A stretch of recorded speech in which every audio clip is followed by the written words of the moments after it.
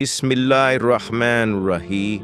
حضرت اسماعیل علیہ السلام کا واقعہ پیش کرتے ہیں۔ خدا تعالیٰ نے حضرت ابراہیم علیہ السلام کو جانور، بکریاں، کھیتی کا سامان اور بہت کچھ دیا تھا۔ حضرت اسماعیل علیہ السلام کے دل میں یہ خیال آیا کہ خدا کا ہم پر بہت کرم ہے، اس نے ہمیں دنیا اور آخرت کی نعمت بخشی ہے۔ اگر وہ اپنی رحمت سے مجھے ایک بیٹا عنایت کرے تو وہ نبوت اور رسائل کے کام میں ہمارا وارث ہوگا۔ خدا نے ان کی یہ نیک خواہش پوری کی اور انہیں حضرت حاجرہ کے پیٹ میں سے ایک لڑکا عنایت فرمایا۔ باپ کا دل باغ باغ ہو گیا۔ حضرت ابراہیم کے منہ سے نکلا الحمدللہ۔ اس کا ترجمہ یہ ہے، اس خدا کا شکر ہے جس نے مجھے بڑھاپے میں اسماعیل دیا۔ اس طرح حضرت ابراہیم نے خدا کا شکر ادا کیا۔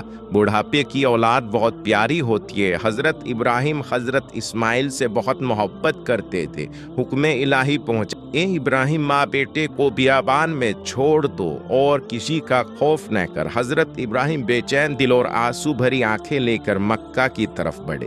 مکہ کے قریب ایک میدان میں حضرت حاجرہ اور حضرت اسماعیل کو چھوڑ کر گھر کی طرف باغ موڑ لی۔ بیوی حاجرہ نے صبر کے ساتھ بچے کو گود میں لیا۔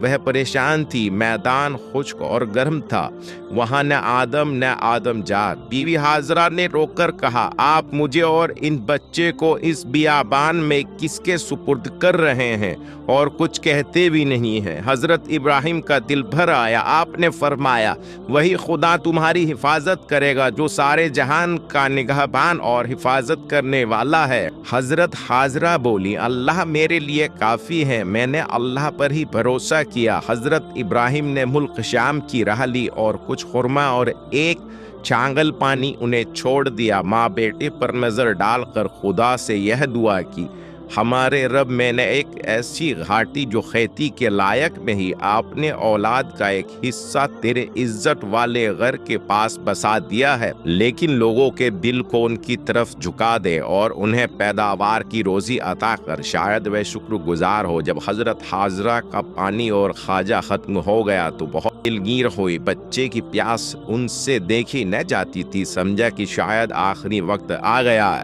کوئی خدا کے فیصلے سے کہاں تک بھال سکتا ہے۔ وہ پانی کی تلاش میں دوڑ کر صفا پہاڑ پر پہنچی، ادھر ادھر نظر دوڑائی، لیکن پانی کہیں نہیں دکھائی دیا اور کوئی آدمی بھی نظر نہیں آیا جس سے وہ پانی کی طلب کرتی۔ پھر وہ وہاں سے دوڑ کر مروہ پہاڑ پر آئی اور یہ کہہ کر خدا کی بارگاہ میں فریاد کی، لیکن کہیں پانی کا نشان نہ ملا۔ پیاسے بچے کا خیال آتا تو وہ اس کے پاس پہنچتی اور چھاتی سے لگاتی، پھر بچے کو چھوڑ کر صفا مروہ کا چکر لگاتی۔ اس طرح انہوں نے 7 چکر لگائے۔ آخر میں حضرت حاجرہ نے بچے کو دیکھا، وہ زمین پر اپنی ایڑیاں مار رہے تھے۔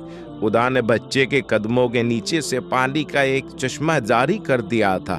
جب حضرت حاجرہ نے پانی کا چشمہ دیکھا تو بولی، خدایا تیری مہربانی اور نعمتوں کا شکریہ۔ حضرت حاجرہ نے چاہا پانی سے چھالنگ بھر لے، غیب سے آواز آئی، یہ پانی رحمتی الہی سے ہے، بھر مت، یہ کم ہونے کا نہیں ہے، فیض جاری رہے گا۔ خدا نے تیری اور تیرے پیاسے کی حفاظت کا یہ سامان کیا ہے، یہ بچہ اور اس کا باپ خدا کا گھر بنائے گا اور تمام دنیا حج اور طواف کے لیے آئے گی۔ اس خوشخبری کو سن کر وہ بہت خوش ہوئی اور خوشی کا کوئی ٹھکانہ نہ رہا۔ قبیلہ زہرم کے لوگ مکے کی طرف راہ سے تجارت کرتے، شام ملک میں جایا کرتے۔ اتفاق سے اس قبیلے کے قافلے کے مکے کے میدان میں قیام کیا اور وہیں رات گزارنی چاہی۔ انہوں نے دیکھا کہ پرندے اڑ رہے ہیں، سمجھا کہ کہیں پانی کا چشمہ ضروری ہے۔ ایک شخص نے آ کر دیکھا کہ ایک صاف پانی کا چشمہ موجود ہے اور ایک نیک خاتون اور اس کا بچہ اس کے کنارے ٹھہرے ہوئے ہیں۔ وہ اس جنگل میں انہیں دیکھ کر بہت حیران ہوا اور پوچھا کہ تم کون ہو، جن ہو یا انسان؟ بیوی حاجرہ نے فرمایا، خدا نے اپنے فضل سے مجھے یہ بچہ عنایت کیا ہے اور اس سے ہی طوفیل سے یہ چشمہ جاری ہوا ہے۔ اس نے جا کر قافلے والوں کو خوشخبری سنائی۔ قافلے کا سردار بیوی صاحبہ کی خدمت میں آیا اور کہا کہ اگر حکم ہو تو ہماری قوم یہاں آ کر آباد ہو جائے، اسی طرح آگ کی تباہی اور वहशत भी कम होगी और आप खुश होगी। हजरत हाजरा ने फरमाया, अगर मेरी सरबरस्ती कबूल करो तो जाओ और अपने बाल बच्चों को ले आओ।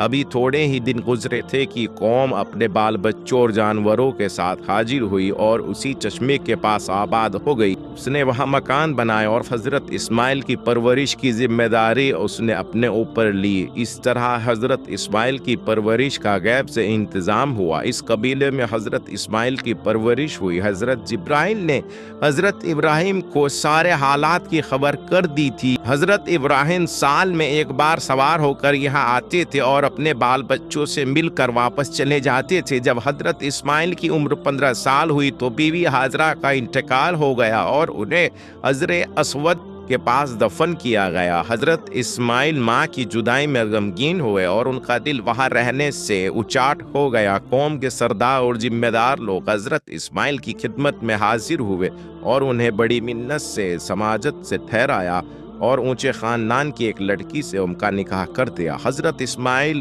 को शिकार का शौक था। वे अक्सर जंगल और पहाड़ी में शिकार के लिए जाया करते थे। इत्तेफाक से एक रोज हजरत इब्राहिम मक्का तशरीफ लाए। जब उन्हें मालूम हुआ कि बीवी हाजरा का इंतकाल हो गया है तो उन्हें बड़ा गम हुआ। वह घर पहुंचे, हजरत इस्माइल की बीवी से हाल चाल पूछा, दरियाफ्त किया इस्माइल कहाँ है। हजरत इस्माइल की बीवी हजरत इब्राहिम को पहचान न सकी। उन्होंने हजरत इब्राहिम की कोई ताजीम और मेहमानदारी न की। हजरत इब्राहिम ने फरमाया कि इस्माइल शिकार से आए तो मेरा सलाम कहना, मेरा यह पैगाम पहुंचा देना कि तेरे दरवाजे की चौखट ठीक नहीं है और हमें चौखट पसंद नहीं है। हजरत इब्राहिम यह कहकर शाम की तरफ रवाना हुए। हजरत इस्माइल शाम को घर आए। बीवी ने उन्हें सब हाल बयां किया और हजरत इब्राहिम का पैगाम उन तक पहुंचाया। हजरत इब्राहिम ने फरमाया, घर की चौखट तू ही है मगर बेअदब और बेसलीखा है और मेरे बुजुर्ग बाप को पसंद नहीं। उसका इशारा यह है कि मैं तुझे तलाक दे दूं।